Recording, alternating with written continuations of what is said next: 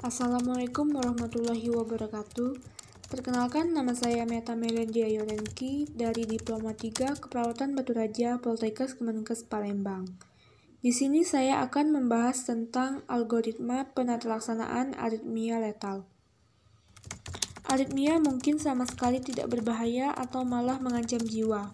Aritmia yang mengancam jiwa dan dapat menyebabkan kematian disebut aritmia letal. Langkah pertama, ketika kita menemukan henti jantung tanpa nadi, kita bisa melakukan 3 hal utama, yaitu 1. BLS algoritma dengan meminta bantuan, kemudian lakukan tindakan CPR. 2. Beri oksigen bila tersedia. 3. Pasang monitor jantung. Langkah kedua, periksa irama jantung.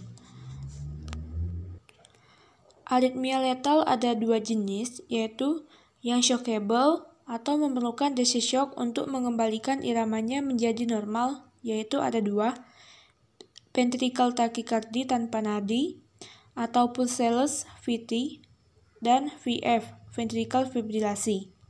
Kemudian jenis yang kedua ada non-shockable, artinya tidak memerlukan DC shock untuk mengembalikan iramanya menjadi normal. Ada 2, yaitu asystole dan PIA atau pulseless electrical activity. Selanjutnya, langkah ketiga, kita akan membahas tentang aritmia letal yang shockable dulu.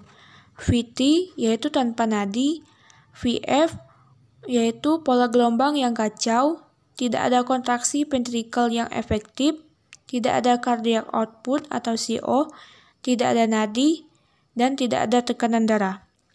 Jika itu terjadi, kita akan melakukan langkah keempat, yaitu beri 1 kali shock dengan kriteria A. Manual biphasic dengan ukuran khusus 120-200 Joule, B. AID dengan ukuran khusus, C. Monophasic dengan 360 Joule. Kemudian lakukan CPR segera. Berikan 5 siklus CPR. Setelah dilakukan 5 siklus CPR, langkah kelima yaitu periksa irama jantung, apa perlu defibrilasi. Selanjutnya, langkah keenam, lanjutkan pemberian CPR sementara defibrilator dicharge, kemudian berikan 1 kali shock. Segera mulai lagi CPR setelah pemberian defibrilasi. Ketika IV atau IO tersedia, berikan vasopresor dan lanjutkan CPR sebelum atau sesudah defibrilasi. Berikan epinefrin 1 mg IV atau IO, ulangi setiap 3-5 menit. Selanjutnya mungkin bisa diberikan 1 dosis vasopressin 40 unit IV atau IO untuk mengganti dosis pertama dan kedua dari epinefrin. Kemudian langkah ketujuh, periksa irama jantung, apakah perlu defibrilasi? Selanjutnya, langkah ke-8, lanjutkan CPR, lakukan defibrilasi 1 kali. Segera mulai lagi CPR setelah pemberian defibrilasi. Berikan bersamaan dengan CPR sebelum atau sesudah defibrilasi amiodarone 300 mg IV atau IO. Kemudian siapkan kemungkinan tambahan 150 mg atau lidocaine 1-1,5 mg per kilogram berat badan dosis pertama. Kemudian 0,5-0,75 mg per kilogram maksimal 3.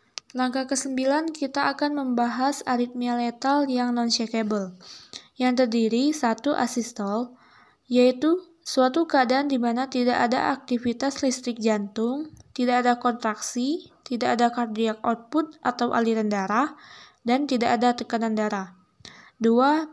PEA, yaitu di mana terdapat aktivitas listrik, namun jantung tidak berkontraksi atau terdapat penyebab lain sehingga tidak menghasilkan CO yang efisien untuk menghasilkan nadi dan suplai darah ke organ. Kemudian langkah ke-10, lakukan CPR segera sebanyak 5 siklus. Ketika telah tersedia IV atau IO, beri vasopressin, epinefrin 1 mg IV atau IO. Ulangi setiap 3-5 menit atau beri 1 dosis vasopressin 40 unit IV atau IO untuk menggantikan epinefrin dosis pertama dan kedua. Atropin 1 mg IV atau IO untuk asistol atau PEA dengan frekuensi lambat. Ulangi tiap 3-5 menit sampai 3 dosis. Lakukan 5 siklus CPR. Kemudian langkah ke-11, periksa irama jantung, apakah perlu defibrilasi, apakah perlu di-shockable atau tidak di-shockable. Langkah ke-12, jika tidak shockable ditandai dengan 1. Jika asistol kembali ke langkah 10. 2. Jika ada aktivitas kelistrikan, periksa nadi. Jika tidak ada nadi, kembali ke langkah 10. 3. Jika nadi teraba, lanjutkan ke perawatan post-resusitasi. Selanjutnya, langkah 13. Jika shockable, lakukan langkah keempat. Mungkin itu saja penjelasan dari saya tentang algoritma penetlaksanaan aritmia letal. Jika masih ada kekurangan, saya mohon maaf. Terima kasih atas perhatiannya. Saya ucapkan wassalamualaikum warahmatullahi wabarakatuh.